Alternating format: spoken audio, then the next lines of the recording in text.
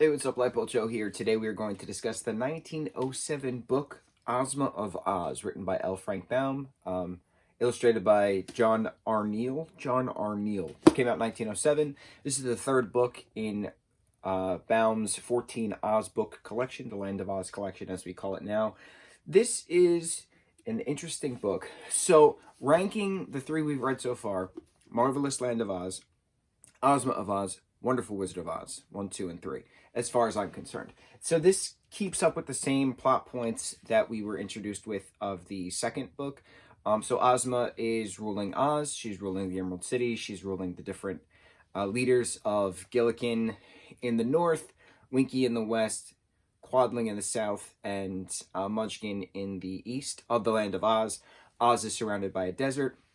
So what is outside the desert? We know that Dorothy has to cross the desert in the first book with her magic silver slippers, to get back to Kansas, which she does, and she loses the slippers along the way. So Dorothy is now traveling. We have Dorothy again. We didn't have Dorothy in the second book, and I was fine with that. We have Dorothy again in this book. I like Dorothy's character now that I'm older and appreciate how strong she actually is. I could not stand her when I was younger, but I like her now as I'm older, which is interesting. So Dorothy and Uncle Henry are on a ship. They're en route to Australia to visit family because Uncle Henry is sick. He doesn't think that he should stay on the farm in Kansas at this moment. He thinks he should be, with family in Australia to get better.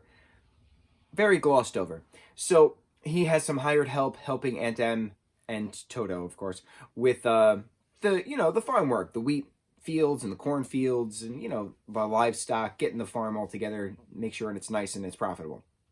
As Dorothy and Henry go to Sydney, Australia. En route, they are trapped in a massive storm and typhoon type of storm. So the ship that they're on has like this chicken coop kind of a thing. It's just literally, it's a wooden crate with chickens in it. So Dorothy kind of hides in the crate during the storm, and wind takes the crate up, throws her into the sea. So her and this one chicken now are on a whirlwind adventure through the typhoon to hopefully survive. The storm eventually dies. Dorothy and the chicken wind up on a shore, and then all of a sudden the chicken starts to talk, says her name is Bill. Dorothy renames her Billina, because Bill's not a girl name, Billina's a girl name. So Dorothy's trying to figure out, how the hell is this chicken talking to me? How is Billina talking to me? She has to be in another fairyland, because Oz is a fairyland where animals can talk. So therefore, obviously, she has to be in another fairyland if Billina can talk. Billina and Dorothy, they find a key on the beach.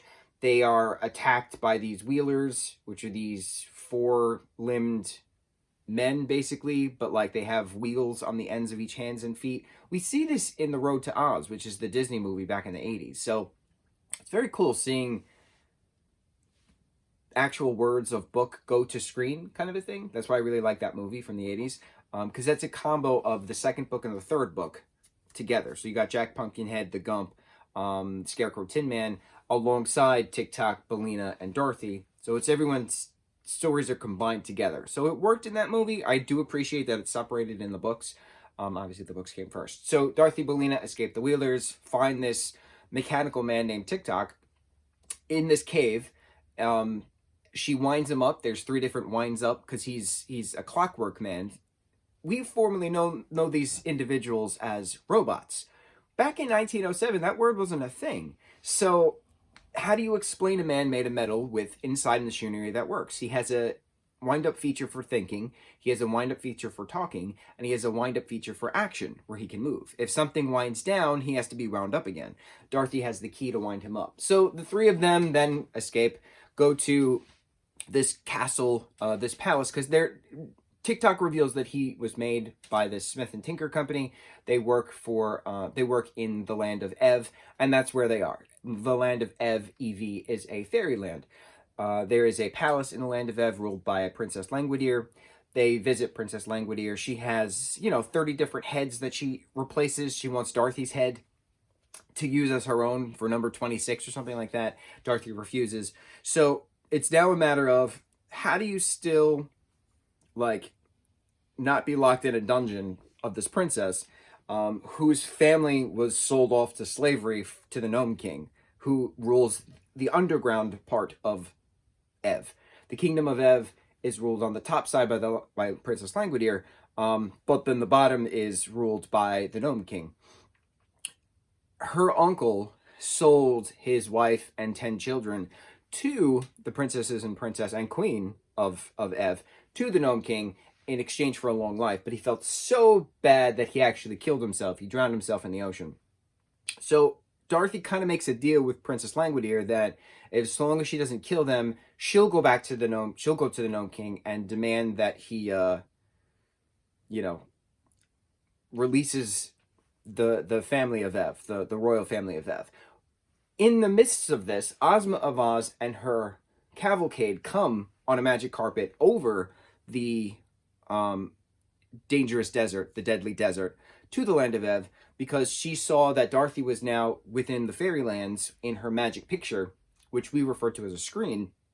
And basically it's a FaceTime type of mechanism.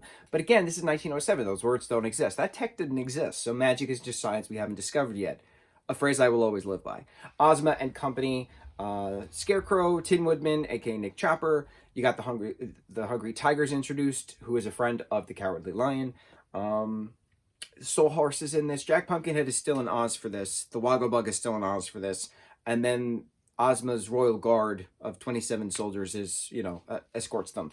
They all kind of merge together. Princess Langwidere agrees they can go to the Gnome King's dominion to try to get her family back. They go to the Gnome King's dominion. Adventures along the way. They kind of make a deal with the Gnome King. But he transformed all of the royal family of Ev into little knickknacks and, ornaments, that if every one of the party can go into this room, they have to touch one of the ornaments. I don't what I have. I have a box cutter. Okay, they could touch one of the ornaments, and they have to say Ev. And if one of the royal family of Ev is this ornament, they'll transform, and then that person, can leave and not be unharmed. And they get 11 guesses because it's 11 people. 5 princes, 5 princesses, 1 queen. If they meet their 11 limit and still haven't found anyone, that they themselves turn into an ornament. So as this is happening, one by one, they start to turn into ornaments, and the job is lost. Dorothy saves one little prince who is a little purple kitten on a little mantle or something like that. And she says Ev, and Prince Aviro, one of his names, comes into fruition. Dorothy is saved. She takes the prince out as per the agreement with the Gnome King. Bellina, the chicken, is laying an egg underneath the Gnome King's chair while Dorothy is doing this. She overhears him talking to one of the lieutenants, saying that all of the people of Ev were turned into purple ornaments, all of the people of Oz were turned into green ornaments because of the Emerald City, and the fun-looking ones were turned into gold or something like that. Like Tic Tac was turned into gold, and who was it? Someone else turned into gold. Scarecrow, maybe? No, not Scarecrow. I don't remember. So Bellina then kind of convinces the Gnome King to let her have a try, because she is technically a part of the party. She is conscious. She can speak. She takes her claws. She starts touching all the purple things. Speaking Ev, the whole royal family of Ev comes back to life. She starts touching all the green ones. The whole Emerald City clan of Oz people are back to life, except the Tin Woodman. No one can find the Tin Woodman.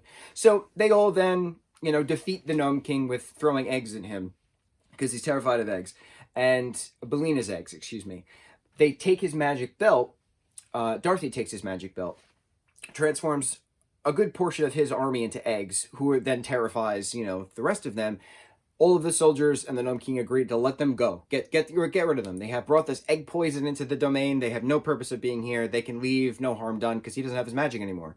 So they go out. They go on the magic carpet. They get back to Oz. They hang out in Munchkinland for a bit. Weeks go by. Dorothy's named a Princess of Oz. And then she's, realizes, she wants to check up on Uncle Henry, see if he's okay. So she sees that Aunt Em and the farmhands are okay. She sees that Uncle Henry is just miserable looking in Sydney, Australia, on this magic picture, which we call a screen. So she kind of is trying to figure out, how the hell am I going to get back to Uncle Henry? But I don't want to really leave Oz, but I should go leave Oz. Bellina stays in Oz. She's like, the hell with this. We get a nice little cameo of Wogglebug, nice little cameo of Jack Pumpkinhead at some point. So Dorothy then speaks to Ozma and she speaks to Glinda, and they all agree that if she uses the magic belt to cross the desert to get back to Kansas or to get to Australia, the magic belt is going to be lost in the desert because she's crossing out of a fairyland, just like it happened with the shoes. So the logic is sound because of what we got within that first book, kind of. The only thing that doesn't make sense within the first book, which we talked about, is the history of the creation of the Emerald City, because we know that that's gone because Ozma's father, we learned in the second book, was the ruler who the wizard took the throne from, who the Scarecrow got the throne from, who then Ozma inherited after General Jinjar. Jinjar's in this for a brief second. Jellia Jan's in this for a brief second. We get a lot of cameos, which is pretty neat.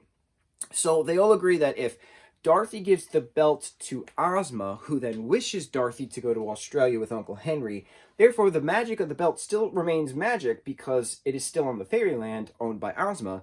And Dorothy and Ozma make a little agreement that if she sees her waving a handkerchief, I use a tissue.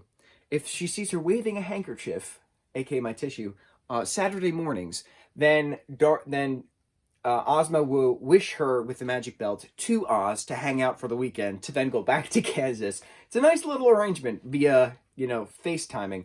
So that's how we end. We end with Dorothy in Australia, in Sydney, Australia, on Uncle Henry's lap, asking, if he feels better. And he's like, I feel better now because of you, my darling. And it's a cute little ending. It's very cohesive. This was a very fast-paced plot. We're in Ev for majority of this, I was going to say film, for majority of this book. We're not in Oz until the last quarter of the book, if that.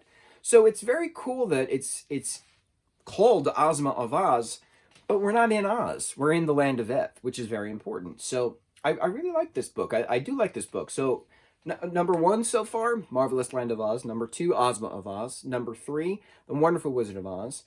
On to the 4th. We'll see what happens within my ranking. We'll see if the magic pact of waving the hanky on Saturday mornings still is a thing. I think that is also shot plot-wise moving forward. I don't remember, to be honest. We gotta revisit that. But 3 down, 11 to go. We're on our way. Mucho mahalo.